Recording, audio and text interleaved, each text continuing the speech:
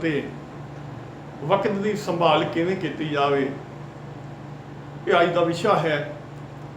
और गुरबाणी सानू कदम कदम उत्ते सचेत करती है कि वक्त की संभाल किए बिना साडा सारा कर्म जो है वो निरार्थक कर्म होएगा, वो सार्थक उद्यम नहीं होएगा। अंक 743 के उपर श्री गुरु ग्रंथ साहिब जी महाराज दे विच सूही राग दे विच पंजवें पातशाह सानू इस बारे सचेत करते हैं कि बहती जात कदे दृष्ट न तारत। उम्र की जो नदी है वहती जा रही है, बहती जात कदे दृष्ट न तारत। असी गाफल होए पे हैं, सानू इस बारे सुचेत होना चाहिए, लेकिन असी इस तो बिल्कुल ही अज्ञान हैं। और मिथ्या मोह बंदे नित पारच। पारच का मतलब बन्हन, बन्ने मने बन्नना। और मिथ्या जो नाशवंत मोह है उहदे विच फसे हुए असी नवे नवे रोज बनते रहने हैं। सो असी देखिया है कि लॉकडाउन का पीरियड है, इस दे विच जो मनुख है वो लगातार न्यूज़ कंज्यूम कर रहा है।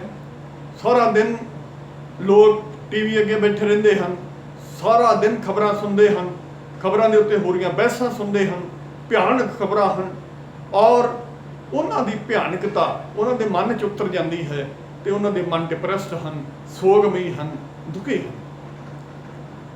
सो असी की करिए कि न्यूज़ कंजम्पशन की जगह पर नॉलेज की कंजम्पशन करनी शुरू करिए। इस वक्त दे विच असी कोई नवी कम्युनिकेशन स्किल समझिए, कोई नवा सॉफ्टवेयर सीखिए, कोई अपनी परसनैलिटी नूं निखारन का तरीका सीखिए, कुछ अपने अंदर गुणों का जो है एक रूप अंदर विराजमान कर सकीए, असी परमात्मा की चितवना कर सकीए, चिंतन कर सकीए।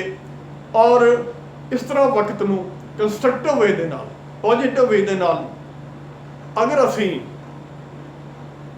इसनूं यूटिलाइज करांगे तो नॉलेज की कंजम्पशन होएगी। नॉलेज जिहड़ा है साडे अंदर स्टोर हाउस नॉलेज का होएगा, और नॉलेज दे नाल साडी परसनैलिटी जो है उसकी कायाकल्प होएगी और रिज्यूमिनेशन आएगी। तो एफ.जी. स्कॉट जो बड़ा वड्डा बेस्ट सेलर अमेरिकन राइटर है, उहदियां 2 किताबां मैं पढ़ियां हैं। और उहदे विच एक किताब है decluttering the mind, how to declutter the mind.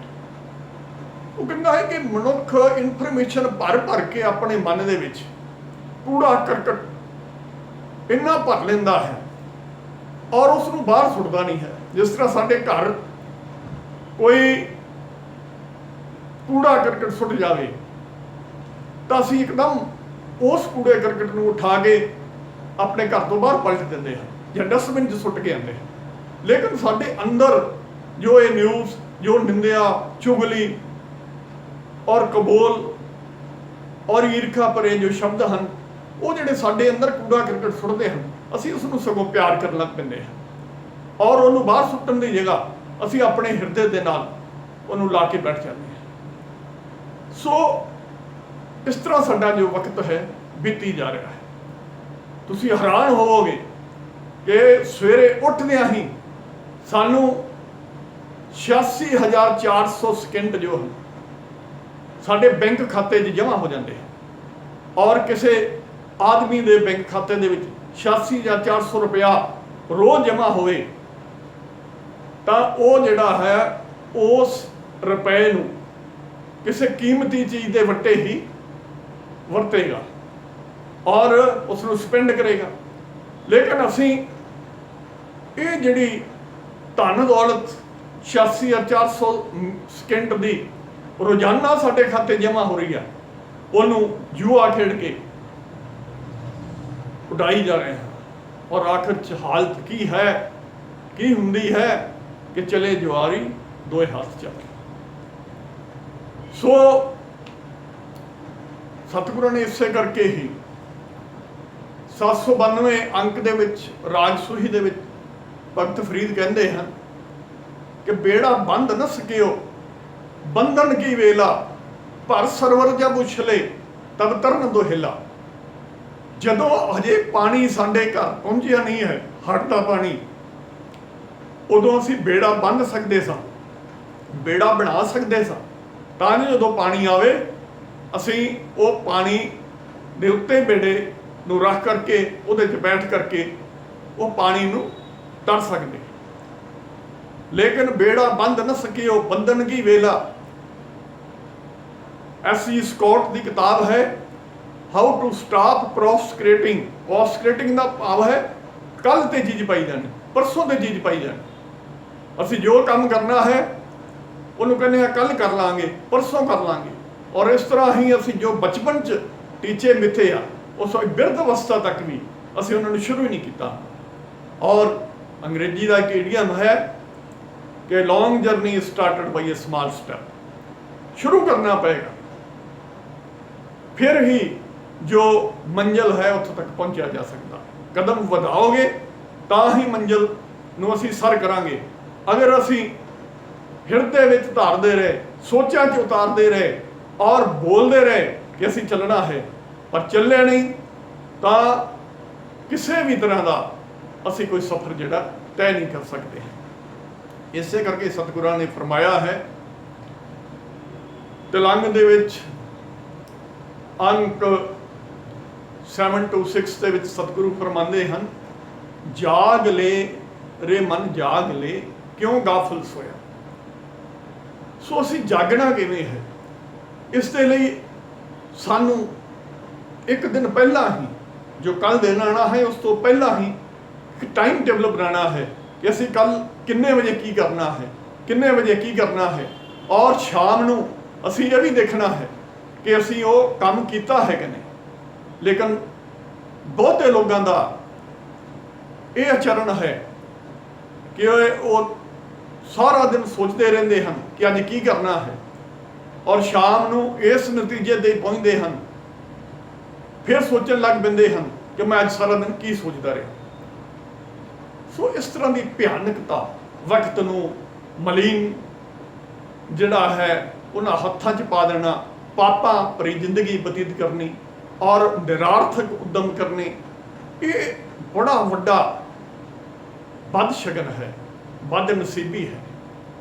और खुश नसीबी तां ही होएगी अगर असीं एक टाइम टेबल लवांगे और उहदे मुताबिक असीं रोज़ आराम भी करांगे और काम भी करांगे। और अंग्रेजी की एक कहावत है a busy man has always spare time. Time किहदे कोल नहीं है, जिहड़ा वेला है ਉਹਦੇ ਕੋਲ कोई टाइम नहीं है, वो शाम ਨੂੰ कोई काम नहीं कर सकेगा। लेकिन जिहड़ा बिजी आदमी है वो 100 काम करके भी ਉਹਦੇ ਕੋਲ टाइम होएगा। सो सतगुरां ने बार बार फरमाया है कि जब लग जरा रोग नहीं आया, जब लग काल ग्रसी नहीं काया, जब तक बिकल बही नहीं बाणी, भज ले रे मन सारिंग पानी। जब लग जरा रोग नहीं आया, जरा का मतलब बुढ़ापे का जे जदों तक रोग नहीं आया, जब तक बिकल, जब तक जरा रोग नहीं आया और जब तक बिकल बई नहीं बानी, जो साड़ी जी जबान है थड़कन नहीं लग पई, बोलन लग्या भज ले रहे मन सारिंग पानी। अब ना भजिस भजिस कब आई, आवे अंत ना भजिया जाई, हुणे ही कर। और गुरु साहब 1159 श्री गुरु ग्रंथ साहब जी का अंक है, राग भैरों है, भगत कबीर जी का शब्द है यही तेरा अवसर, यही तेरी बात, घट भीतर तू देख विचार। ये हुणे तेरे को टाइम है, यही तेरा टाइम है जो तू यूटिलाइज कर सकेगा। नहीं तो ना कल आना है ना कोई परसों आना है।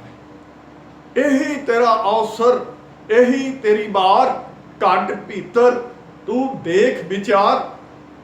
अपने अंदर जिन्ना मर्जी सोच सोच के देख ले कि प्रेजेंट मूवमेंट जो है उसनों ही अगर असी यूटिलाइज करांगे प्रोडक्टिव काम दे लई, कंस्ट्रक्टिव काम दे लई, उसारू सोच दे लई, तां असी अपने परसनैलिटी दे विच कोई वैल्यू ऐड कर सकांगे, ਸਾਡਾ ਜੋ ਅਪਗ੍ਰੇਡਡ ਜੋ ਪਰਸਨੈਲਿਟੀ ਹੈ ਉਹ ਸਾਡੇ ਸਾਹਮਣੇ ਪੇਸ਼ ਹੋ ਸਕੇਗੀ, ਸੰਸਾਰ ਦੇ ਸਾਹਮਣੇ ਪੇਸ਼ ਹੋ ਸਕੇਗੀ। ਔਰ ਜੋ ਬੇੜਾ ਬੰਦ ਨਾ ਸਕੇ ਉਹ ਬੰਧਨ ਕੀ ਵੇਲਾ, ਪਰ ਸਰਵਰ ਜਬ ਉਛਲੇ ਤਬ ਤਰਨ ਹਿਲਾ। ਉਸ ਤਰ੍ਹਾਂ ਦੀ ਬਦ ਨਸੀਬ ਜਿਹੜੀ ਕਰਨੀ ਹੈ ਉਸ ਤੋਂ ਅਸੀਂ ਬਚ ਸਕਾਂਗੇ। ਸੋ ਸਤਿਗੁਰੂ ਬਖਸ਼ਿਸ਼ ਕਰੇ ਔਰ ਅਸੀਂ ਸਾਰੇ ਵਕਤ ਨੂੰ ਸੰਭਾਲਣ ਦੇ ਕਾਬਲ ਹੋ ਸਕੀਏ। ਸੋ ਵਾਹਿਗੁਰੂ ਜੀ ਕਾ ਖਾਲਸਾ, ਵਾਹਿਗੁਰੂ ਜੀ ਕੀ ਫਤਿਹ।